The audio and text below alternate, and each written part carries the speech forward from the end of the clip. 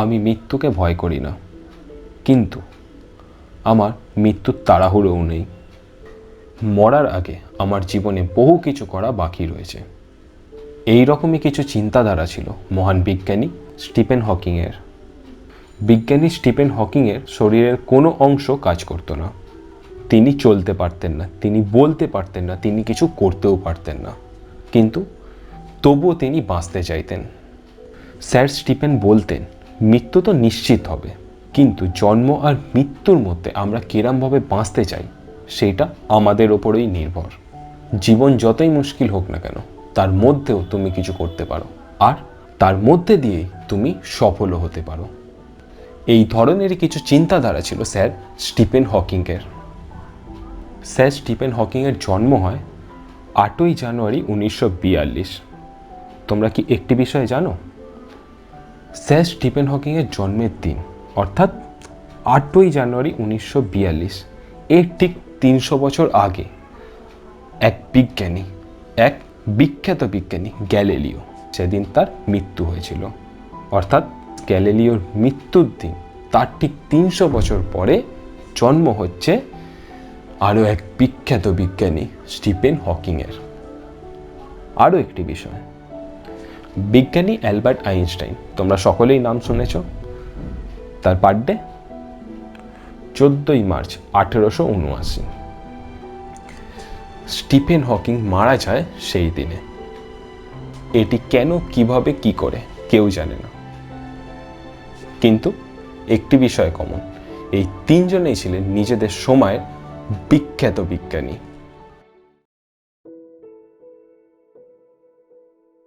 Sir Stephen হকিংয়ের জন্ম হয়েছিল ইংল্যান্ডের অক্সফোর্ড শহরে। একটি বিষয় দেখো, সময় 1942, তখন কি হচ্ছে গোটা বিশ্বে? তখন হচ্ছে বিশ্বযুদ্ধ, দ্বিতীয় বিশ্বযুদ্ধ। আর এই বিশ্বযুদ্ধের সময় বেশিরভাগ জায়গায় বোম্বিং হতো, আর তার মধ্যে একটি স্থান ছিল হাইগেট সিটি, আর সেখানেই থাকতেন স্টিফেন হকিংয়ের বাবা মা। আর যেহেতু সেখানে বোম্বিং হতো, সেখান থেকে স্টিফেন হকিংয়ের বাবা মা চলে আসে অক্সফোর্ডে, এবং অক্সফোর্ডেই জন্ম হয় স্টিফেন হকিংয়ের।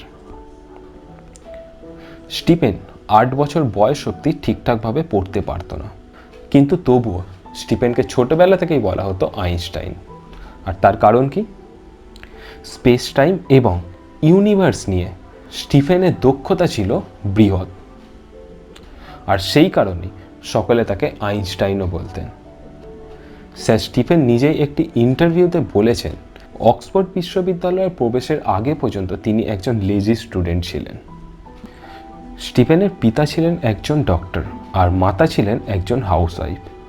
তবে স্টিফেনের বুদ্ধির আরও একটি পরিচয় পাওয়া যায়, সেইটি হলো তার বাড়িতে পড়ে থাকা পুরনো ইলেকট্রনিক্স উপকরণ দিয়ে তিনি ওই ছোট বয়সেই বানিয়ে ফেলেছিলেন একটি কম্পিউটার।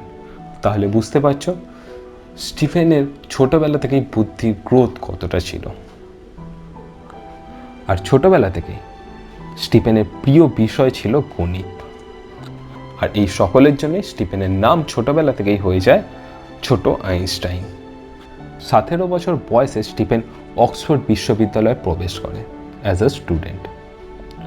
তবে এই অক্সফোর্ড বিশ্ববিদ্যালয়ে পড়াশোনা করার সময় থেকেই স্টিফেন নানান সমস্যার সম্মুখীন হয়। তার শরীরের মধ্যে নানান ধরনের সমস্যা দেখা যায়। একবার ছুটিতে স্টিফেন বাড়ি গিয়েছিলেন বাড়িতে ছুটি কাটানোর জন্য, আর বাড়িতে সিঁড়ি থেকে নামার সময় স্টিফেন অজ্ঞান হয়ে যায়। প্রথমে তো বাড়ির সকল লোকজন ভেবেছিলেন হয়তো দুর্বলতার কারণেই স্টিফেন অজ্ঞান হয়ে গেছে এবং নিচে পড়ে গেছে, কিন্তু সময় যাওয়ার সাথে সাথে এই সমস্যা আরও বাড়তে শুরু হয়। অবশেষে এই সমস্যা দিন দিন বেড়ে যাওয়ার ফলে 21 বছর বয়সে স্টিফেন যখন ডাক্তারের কাছে যায়, তখন সে জানতে পারে তার এমন একটি রোগ হয়েছে যেই রোগের চিকিৎসা নেই, যেই রোগ থেকে মুক্তির আর উপায় তার নেই। এই রোগ সারা জীবন তার শরীরে থাকবে, আর এই রোগের সঙ্গেই তাকে মৃত্যুবরণ করতে হবে। ডাক্তার তাকে বলে দেন এই রোগ নিয়ে তিনি আর বেশি সময় বাঁচতে পারবেন না, তার জীবনের শেষ সময় মাত্র আর 2 বছর। 2 বছরের মধ্যেই স্টিফেন মারা যাবেন। এই রোগের নাম হলো নিউরন মোটর ডিজিজ।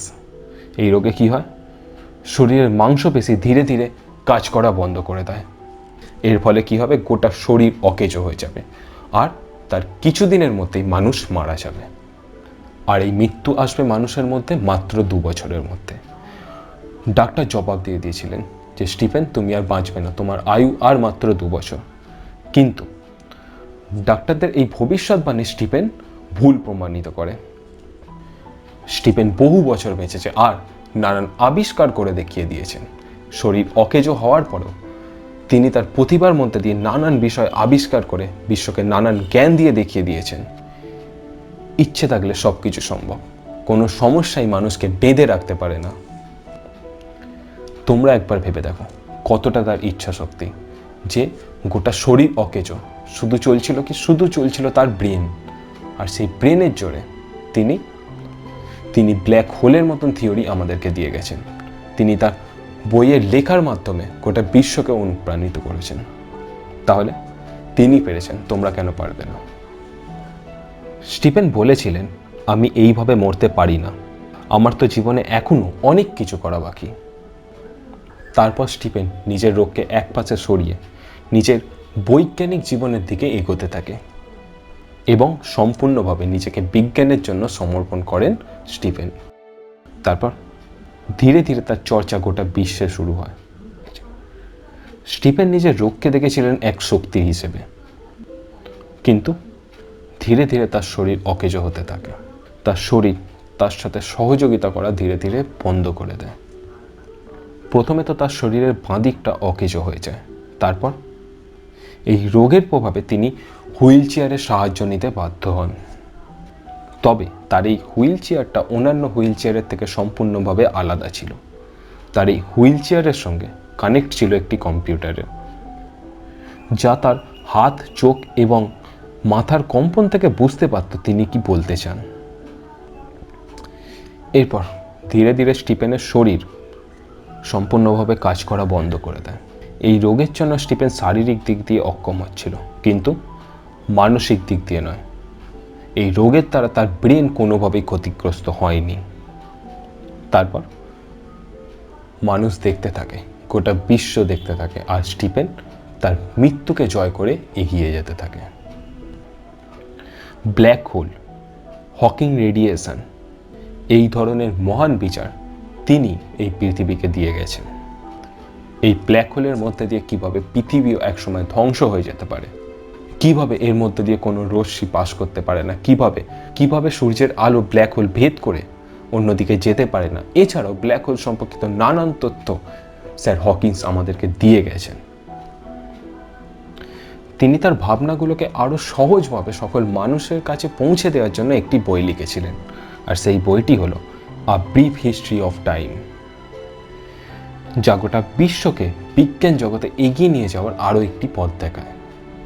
এই বইটি একটি সায়েন্স বুক ছিল, আর তৎকালীন সময় এই বইটি সর্বাধিক বিক্রি হয়েছিল। 150 সপ্তাহ ধরে এই বইটি নিউ ইয়র্ক টাইমে বেস্ট সেলার রূপে চিহ্নিত ছিল।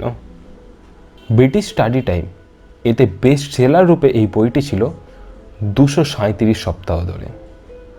বিগ ব্যাং, ব্ল্যাক হোল এই সম্পর্কিত নানান বর্ণনা রয়েছে এই বইগুলির মধ্যে। স্যার হকিং তার ডটার লুইসের সাথে বাচ্চাদের জন্য বহু সায়েন্স বই লিখে গেছেন, আর সেই সকল বইগুলো জর্জ নামক একটি ছেলের ওপর কেন্দ্র করে লেখা হয়েছে, যে গোটা ব্রহ্মাণ্ডে ট্রাভেল করতে করতে গোটা ব্রহ্মাণ্ড সম্পর্কে নানান জ্ঞান অর্জন করেছে। আর এইভাবে স্যার হকিং বাচ্চাদের চিন্তাধারাকেও সায়েন্সের দিকে এগিয়ে নিয়ে গেছেন। স্যার স্টিফেন হকিং এমন একজন বিজ্ঞানী যিনি শারীরিকভাবে অক্ষম হয়েও গোটা বিশ্বকে দেখিয়ে দিয়েছেন তিনি ছিলেন সেই সময়ের সেরা বিজ্ঞানী। স্যার স্টিফেন হকিং নানান ইন্টারভিউতে তার নানান মত দিয়েছেন।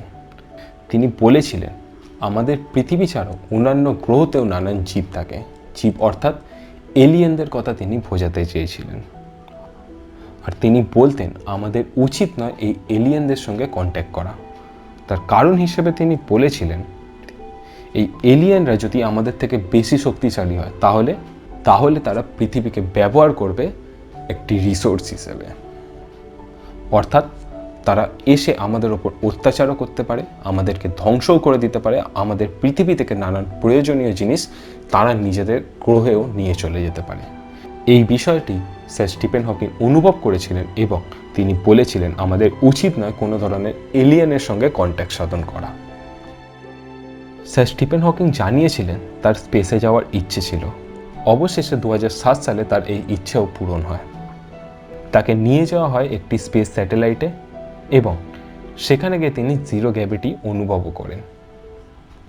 এইভাবে মৃত্যুর আগেও স্যার স্টিফেন হকিংয়ের একটি ইচ্ছা পূরণ হয়। স্যার স্টিফেন হকিং শারীরিকভাবে পঙ্গু ছিলেন, কিন্তু তবুও তিনি নানান স্থানে গিয়ে স্পিচ দিতেন। তিনি বহু বই লিখেছেন, আর এই সব কিছু তিনি করতে সক্ষম হয়েছিলেন স্পিচ সিনথেসাইজার নামক একটি মেশিনের সাহায্যে। এটি একটি স্পিচ জেনারেটিং ডিভাইস ছিল। তিনি সেখানে নিজের মাংসপেশির কম্পনের মধ্যে দিয়ে শব্দ লিখতেন। স্যার হকিং আমাদেরকে দেখিয়ে গেছেন যে ইচ্ছে আর বিশ্বাস থাকলে যে কোনো কিছু করে দেখানো সক্ষম। যারা ভাবো যে আমাদের শারীরিক অক্ষমতা বা ফাইন্যান্সিয়াল অসুবিধার জন্য আমি এগোতে পারছি না বা নানান ধরনের সমস্যা তোমাদের জীবনে রয়েছে, ভাবছো যে যার জন্য আমরা এগোতে পারছি না, সেইটা ভেবো না। তোমরা উদাহরণ হিসেবে দেখো স্টিফেন হকিংকে। তোমরাও পারবে, সকলে পারবে। তোমরাও পারবে সব কিছু করে দেখাতে, সকল সমস্যাকে কাটিয়ে উঠতে, আর একদিন তোমরাও হবে স্যার হকিংয়ের মতন কোনো একজন নামকরা ব্যক্তি। তবে আজকে আমাদের টপিকটি এখানেই এইভাবেই শেষ হলো। তোমাদের যদি কোনো টপিক প্রয়োজন হয়, তোমরা সেই টপিকটি আমাদের কমেন্ট বক্সে কমেন্ট করে দিতে পারো। আমরা ইতিহাস সম্পর্কিত অথবা এই ধরনের নানান টপিক আলোচনা করে থাকি, যা তোমাদেরকে মোটিভেট করবে এবং পড়াশোনার ক্ষেত্রে গুরুত্বপূর্ণ তথ্য প্রদান করবে। তোমাদের যদি এই ধরনের কোনো টপিক প্রয়োজন হয়, তোমরা কমেন্ট বক্সে কমেন্ট করে দিতে পারো। আমরা অবশ্যই তোমাদের সেই পছন্দের টপিক তোমাদের সামনে তুলে ধরব। তাছাড়াও তোমাদের যদি আজকের ভিডিওটি ভালো লাগে, তোমরা তোমাদের মতামত জানিও। ভালো লাগলে একটি লাইক করে দিও। আর যারা নতুন, তারা ওই লাল সাবস্ক্রাইবার বাটনটি রয়েছে না, ওইখানে একটু ক্লিক করে দিও। তাহলে আমরা যখনই ভিডিও আপলোড করব সবার আগে সবার প্রথম তোমার কাছে নোটিফিকেশান পৌঁছে যাবে। তাহলে আজকে যাই, আবার দেখা হবে কোনো এক নতুন আলোচনায়, কোনো এক নতুন সময়।